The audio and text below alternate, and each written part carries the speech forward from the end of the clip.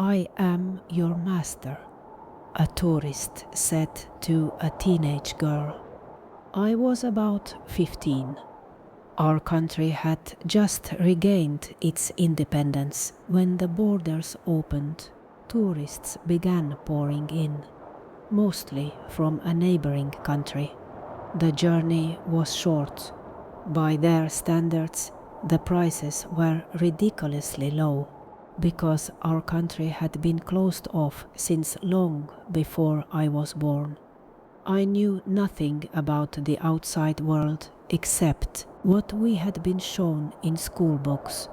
People our age gradually began to understand that there was more of everything on the other side of the border. Everything was different and exciting. Bars and services sprang up like mushrooms after rain. Everything was for the tourists and for their money. Money came from across the border. If someone suddenly began earning well, they were connected to the outside world in some way. It seemed to us that this was the only way to make money. The visitors spoke a different language. They had money. Things were done for them. Whenever we heard a foreign language in a shop, we watched curiously. These people were different, somehow better. They had more. Later, the same kind of group always caught our attention. Middle-aged, balding, overweight, the kind of people we locally described as straight from the countryside on horseback. They were arrogant, loud, and every local woman existed for them.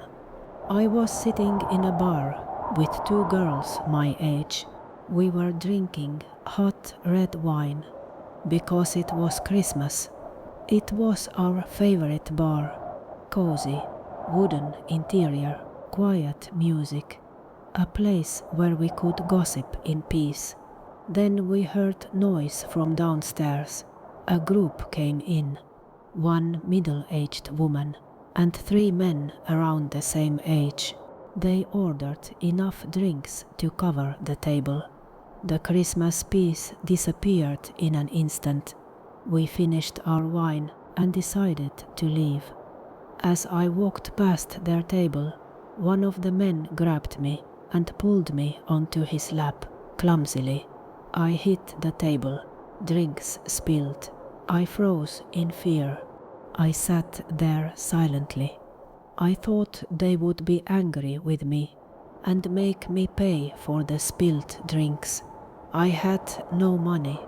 It immediately crossed my mind that I would have to pay for them in some other way.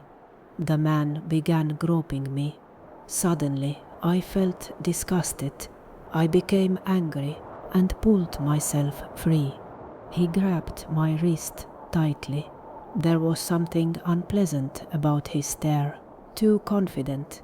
He hissed through his teeth, "I am your master, you little whore."